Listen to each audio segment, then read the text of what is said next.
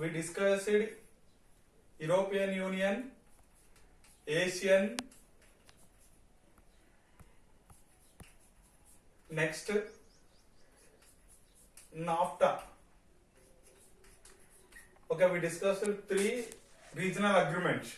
Okay, European Union 27 countries are there present, Asian 10 countries, NAFTA 3 countries. Then next, so right now let us discuss BRICS. BRICS. BRICS. B అంటే Brazil, R అంటే Russia, I అంటే India, C అంటే China, S stands for south Africa.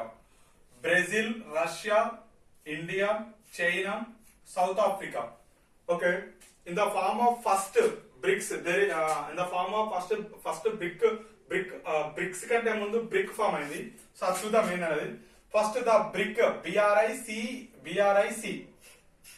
Okay, here there is no S. S means South Africa at that time not joined. Okay, it means it was not joined at the time of form of BRIC. The word BRIC first used in the year 2001. Okay, Jim O'Neill. ఈయన ఒక publications చేశాడు. So ఆయన first BRIC అనే word ని use చేసాడు. Then next తర్వాత by the force of Vladimir Putin. తెలుసు కదా మీకు, రష్యా ప్రెసిడెంట్ వ్లాదిమిర్ పుతిన్. ఈయన ఫోర్స్ వల్ల బ్రిక్ ఫామ్ అయింది. BRIC, not BRICS, BRIC. Okay, actual గా దీని యాక్టివిటీస్ 2006 నుంచి యాక్టివిటీస్ స్టార్ట్ అయినాయి. But in the year of 2009 the first BRIC summit conduct చేశారు. ఓకే, దెన్ నెక్స్ట్ అప్పటి నుంచి అఫీషియల్ గా ఇది వర్క్ చేయడం జరుగుతున్నది. దెన్ లాటర్ ఆన్ 2011 అంటే ఇది ఫస్ట్ 2009 లో అయిపోయింది, సెకండ్ వన్ 2010 లో అయిపోయింది ఫస్ట్ మీటింగ్. థర్డ్ మీటింగ్ అంటే థర్డ్ ఇయర్ మీటింగ్ లో 2011 లో థర్డ్ మీటింగ్ లో ఈ బ్రిక్ కంట్రీస్ ఏం చేశారంటే సౌత్ ఆఫ్రికాని జస్ట్ గెస్ట్ గా పిలిచినప్పుడు సౌత్ ఆఫ్రికా ఏం చేసింది, వీళ్ళ కండిషన్స్, వీళ్ళ ఫ్రేమ్ ఆబ్జెక్టివ్స్ అన్ని బేస్ చేసుకొని సో వీళ్ళు కూడా 2011 లో జాయిన్ అయ్యారు. ఎందులో, బ్రిక్ లో. So when south Africa joined, అప్పటి నుంచి బ్రిక్ బికేమ్ బ్రిక్స్. సో అప్పుడు ఎన్ని కంట్రీస్ అయినా, మొత్తం 5 కంట్రీస్ అయినాయి. ఫస్ట్ 4 కంట్రీస్ ఉండే, లాటర్ అండ్ 5 కంట్రీస్ అయినాయి. Okay, this is the brick. Okay, దీని హెడ్ ఆఫీస్ వచ్చేసి చైనాలో చాంఘై. ఓకే, దెన్ నెక్స్ట్ ఇందులో స్పెషాలిటీ ఏంటంటే చూడండి, Brazil, Russia, India, China, south Africa. So వీళ్ళు ఒక్కొక్క కంట్రీ వచ్చేసి డిఫరెంట్ రీజనల్ రిలేటెడ్ గా ఉన్నారు. సో ఫర్ ఎగ్జాంపుల్ రష్యా వచ్చేసి ఎక్కడ ఉంది, యూరోప్ లో ఉంది కంట్రీ. దెన్ నెక్స్ట్ అంటే రిప్రజెంట్ అనుకుందాం, జస్ట్ రష్యా వచ్చేసి యూరోప్ లో కొంచెం ఉంది, ఏషియన్ లో ఉంది. సో ఇక్కడ యూరోప్ కొంచెం ఉంటుంది అని అనుకుందాం. ఇండియా, చైనా వచ్చేసి ఏషియన్, సౌత్ ఆఫ్రికా వచ్చేసి ఆస్ట్రేలియా, బ్రెజిల్ వచ్చేసి ఎక్కడ south Africa, south America, north America. So anyway మొత్తం పైన డిఫరెంట్ ఏరియా నుంచి వచ్చి ఒక గ్రూప్ ఫామ్ అయింది. సో ఇప్పుడు ఇది ఎందుకు ఫామ్ అయ్యాయి అంటే ఎకనామికల్ గా పర్ఫెక్ట్ గా గ్రోత్ మోర్ ఉండడం కోసం, స్టేబుల్ గా సస్టైనబుల్ డెవలప్మెంట్ ఉండడం కోసం వీళ్ళు ఒక ఫామ్ చేశారు. సో ఇది BRICS history, background of BRICS. Then next when we observe objectives of BRICS observe చేస్తే ఫస్ట్ వన్, వీళ్ళ main objective is to achieve regional development. So in earlier also, European Union, NAFTA or Asian, any union we take or any group of countries, ultimately వాళ్ళ main aim ఏంటంటే regional development, economical గా, cultural గా, next sustainable development వాళ్ళ main aim అయింది. ఇక్కడ కూడా same, BRICS also the main aim, first object is to achieve regional development. Then next second one, to enhance market access opportunities. So ఈ among the 5 countries వీళ్ళ market access చేయడం వల్ల ఎక్కువ మనము గూడ్స్ అండ్ సర్వీస్ ఫ్రీగా move చేసుకోవచ్చు, ఎక్కువ income రావచ్చు. Then next to promote mutual trade and investment and create a business friendly environment for investors and entrepreneurs. So ఈ బ్రిక్స్ కంట్రీస్ గ్రూప్ గా ఉండడం వల్ల వీళ్ళ ఎక్కడ ఇన్వెస్ట్మెంట్ చేయాలన్నా వీళ్ళ మధ్యలో అంటే అమాంగ్ ద బ్రిక్స్ కంట్రీస్ లో when the goods and services either imported or exported, the imported exported which is related to friendly nature అంటారు. సో ఎందుకంటే వీళ్ళ గ్రూప్ కాబట్టి, ఇప్పుడు మనం కూడా ఒక గ్రూప్ ఉన్నప్పుడు, సో 2-3 మెంబర్స్ 4 మెంబర్స్ గ్రూప్ ఉన్నప్పుడు అందులో మనోడు అటెండ్ అయినా కూడా మనం మన వెనకేసుకు వస్తాం. ఒకవేళ మనకేమన్నా రిక్వైర్మెంట్ వాళ్ళ నుంచి తీసుకుంటాం, వాళ్ళకి ఏమైనా రిక్వైర్మెంట్ ఉంటే మనం హెల్ప్ చేస్తాం. సేమ్ ఇక్కడ కూడా అంతే. దెన్ నెక్స్ట్ ఎకనామికల్ గ్రోత్ ని హెవీ అంటే సస్టైనబుల్ రావడం కోసం కూడా వీళ్ళు ఒక ఆబ్జెక్టివ్ ఫ్రేమ్ చేసుకున్నారు. దెన్ నెక్స్ట్ సో ఇవన్నీ బేస్ చేసుకోవడం కోసం వీళ్ళు ఒక రిజర్వ్స్ ప్లాన్ చేసుకున్నారు. అదేంటో చూద్దాం. ఒకటి నేషనల్ డెవలప్మెంట్ బ్యాంక్ అనేది ఒకటి ఇంట్రడ్యూస్ చేశారు. CRA contingent reserves arrangements, CRA. NDB అంటే national new development bank, not national, new development bank which is started in 2014 July. Okay, start చేస్తే దీని హెడ్ ఆఫీస్ వచ్చేసి చైనా, చాంఘై. ఓకే, దీని main aim, national development bank main aim ఏంటంటే either public or private projects కి loans provide చేయడం కానీ guarantees కానీ ఇవ్వడం జరుగుతుంది. ఓకే, అంటే అది అల్టిమేట్ గా సపోర్ట్ చేస్తారు అనమాట. ఎక్కడ ఎందులో among the BRICS members country. These are the objectives of BRICS. So then next BRICS అనేది ఫస్ట్ బ్రెజిల్ లో మీటింగ్ జరిగింది, first meeting in the year 2009. Later in 2010 Russia, 2011. So ఇట్లా మీటింగ్ జరుగుకుంటే ఏంటంటే ఫస్ట్ మీటింగ్ బ్రెజిల్, సెకండ్ ఇది ఇట్లా serial wise గా వెళ్తారు. ఫర్ ఎగ్జాంపుల్ ఇప్పుడు 2019 లో బ్రెజిల్ లో జరిగింది. దెన్ నెక్స్ట్ 2020 లో ఎక్కడికి వెళ్తారు, రష్యాకి వెళ్తారు. 2021 లో ఇండియా, 2022 చైనా, ఇట్లా కంటిన్యూస్ సీరియల్ వైజ్ గా వెళ్తారు. These are the information which is related to BRICS. Okay, discuss SAARC. SAARC, SAARC. The abbreviation for SAARC, South Asian Association for Regional Cooperation. South Asian Association for Regional Cooperation, SAARC. Okay, then next. It was established in the year 1985 December 8th. So SAARC వచ్చేసి 1985 December 8th లో establish అయింది. Then next so దీని first it is SAARC was proposed for first. So Ziaur Rahman proposed. It was proposed by Ziaur Rahman. Okay, he is from Bangladesh. Okay, na Bangladesh person. He na first proposition SAARC. Then next later okay propose చేసిన తర్వాత some issues వల్ల మొత్తం పైన 1985 లో December 8th it was established. So SAARC overall గా ఎన్ని countries ఉన్నాయి, first at the established time వచ్చేసి 7 కంట్రీస్ మాత్రమే జాయిన్ అయిన ఇందులో. సో దెన్ నెక్స్ట్ లాటర్ అని 8th కంట్రీ ఒకటి జాయిన్ అయినది ఎప్పుడైనా చూద్దాం. సో ఓవరాల్ గా యాజ్ పర్ స్టేటస్ ప్రకారం present norms, so members countries total 8 countries are there, 8 countries. So for example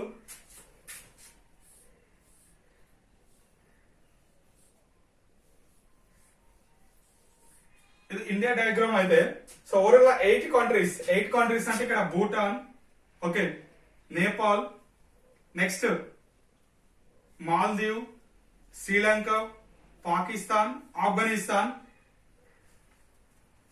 okay, so ఇవి SAARC countries. Then next so మొత్తం పైన దీన్ని మనం ఎట్లా రిమెంబర్ చేసుకోవడం కోసం ఈజీ ఒక షార్ట్ కట్ ఉన్నది, MBBS pain.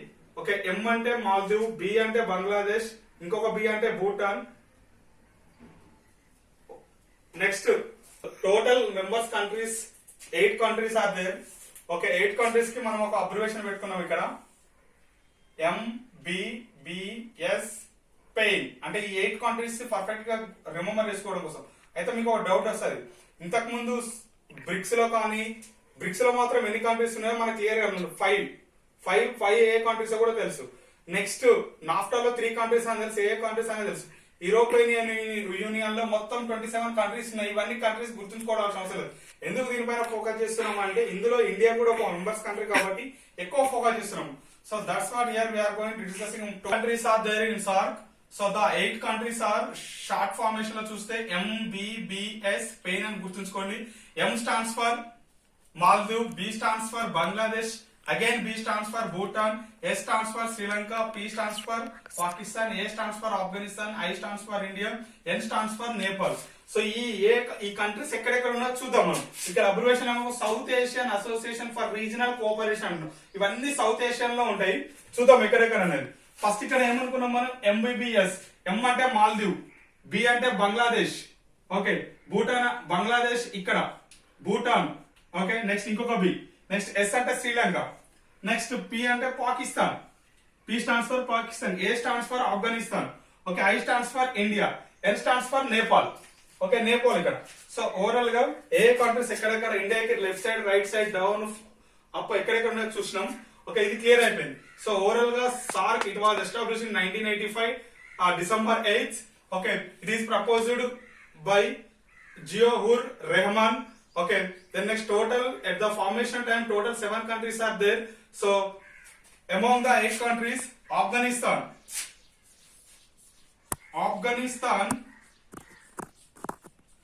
joined in the year 2007. 2007 లో ఆఫ్ఘనిస్తాన్ జాయిన్ అయింది, okay. Next, okay, these are the background. Next, head office, SAARC head office, it is located at Kathmandu, Nepal country, okay. It is located at the place Kathmandu from Nepal country. The objectives of SAARC, so first one, promoting the welfare of the people of South Asia and to improve their quality life, okay. Among the members country, ఆ peoples quality life improve చేయడం కోసం first objects frame చేసుకున్నారు వీళ్ళు. Then next one, promotion and strength in collective self reliance. Third one to contribute mutual trust, understanding and appreciation of one another problems. వాళ్ళ problems ఇవన్నీ mutual trust గా ఉండాలి. Then next, వాళ్ళ problems easy solve చేసుకోవాలి among the countries. Then next, fourth one, to promote active collaboration and mutual assistance in the economic, social, cultural, technical and scientific field, okay. Then next, fifth one, to strengthen cooperation with other developing countries. Sixth one, to cooperate within international and regional association with similar aims and purpose. So ఇక్కడ ఏం లేదు, వేరే international unions కూడా కొన్ని ఉన్నాయి. For example like WTO, ఒక వీళ్ళు పెట్టుకున్న ఎయిమ్స్ తో పాటు ఇందులో ఏమైనా కండిషన్స్ అంటే which is useful to countries అనుకుంటే అది కూడా వీళ్ళు ఇంప్లిమెంట్ చేస్తారు. Then next, to maintain peace in the region, it means among the countries. So ఇక్కడ listen once again, I'm going to repeating objectives. To promote the welfare of the people of South Asia and to improve their quality life. Then next, second one, promotion and strengthen collective reliance among the SAARC countries, okay. Next, to contribute mutual trust, understanding and appreciation of another problems, to promote active collaboration, mutual assistance in the economic, social, cultural, technical, scientific field, okay. So ఇట్లా ఇవన్నీ discuss చేసుకుంటే ఇవి objectives మనకి, okay. Then next, SAARC ఇక్కడ overall గా main SAARC అయినా సరే, whether SAARC or NAFTA or BRICS, European Union, next ASEAN, ఏదైనా సరే ఓవరాల్ గా వాళ్ళు పెట్టుకున్న రూల్స్ ఏంది అని అంటే మొత్తం పైన దే ఆర్ గివింగ్ సమ్ అంటే దే ఆర్ వాళ్ళ ఒక లిబరల్ గా కొన్ని ఎగ్జాంపుల్ ఫామ్ చేసుకున్నారు in the point of view political or economic activity. So అన్ని పొలిటికల్ కాదు, ఓన్లీ యూరోపియన్ యూనియన్ మాత్రం పొలిటికల్.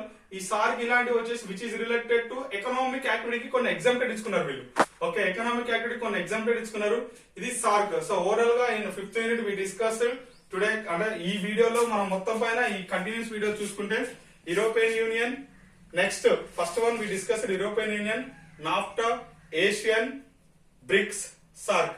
ఓవరాల్ గా 5 రీజనల్ గ్రూప్స్ ఉన్నాయి. సో ఈ 5 region groups formed in the basis of geographical area, కాకపోతే వాళ్ళ ఇష్యూస్ ని బట్టి కొన్ని ఫామ్ అయినాయి. సో ఓవరాల్ గా ఇది మనకు వ్యూ. సో ఓవరాల్ గా 5th unit complete.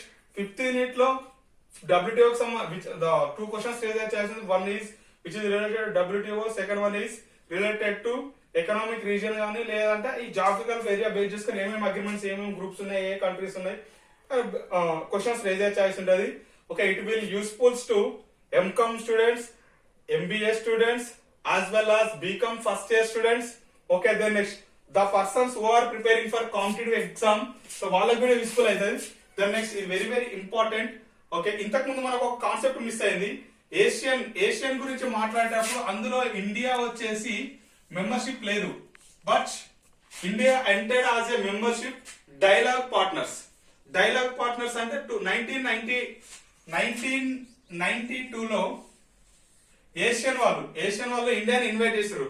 Okay, some discussion కోసం అని వెళ్ళినప్పుడు 1996 వరకు డిస్కషన్ జరిగింది. ఆ డిస్కషన్ లో ఇండియా అందులో జాయిన్ కాలేదు, కానీ డైలాగ్ పార్ట్నర్స్ ఉంది. అప్పటి నుంచి ఎవ్రీ ఇయర్ మనకు ఏషియన్ కంట్రీస్ కి ప్లస్ ఇండియాకి సమ్ డిస్కషన్ జరుగుతుందట, మీటింగ్స్. ఓకే, సో ఓవరాల్ గా ఇండియా వచ్చేసి డైలాగ్ కంట్రీ. అంటే ఇక్కడ ఇండైరెక్ట్ గా నేను ఎందుకు ఇండియా మీద ఫోకస్ చేస్తున్నా అంటే, సార్క్ లో ఇండియా మెంబర్షిప్ ఉన్నది, దెన్ నెక్స్ట్ బ్రిక్స్ లో ఉన్నది, దెన్ నెక్స్ట్ ఏషియన్ లో లేదు, డైలాగ్ పార్ట్నర్స్ లో ఉన్నది, నెక్స్ట్ నాఫ్టాలో లేదు, 3 కంట్రీస్. నెక్స్ట్ ఇంకొకటి ఏమున్నది మనకి యూరోపియన్ యూనియన్ లో కూడా ఇండియా లేదు. ఓకే, ఓవరాల్ గా 2 గ్రూప్స్ లో ఇండియా ఉన్నది, ఇంకో గ్రూప్ లో డైలాగ్ పార్ట్నర్స్. ఓకే, ఇది టోటల్ గా రీజనల్ గ్రూప్ అగ్రిమెంట్స్. ఓకే.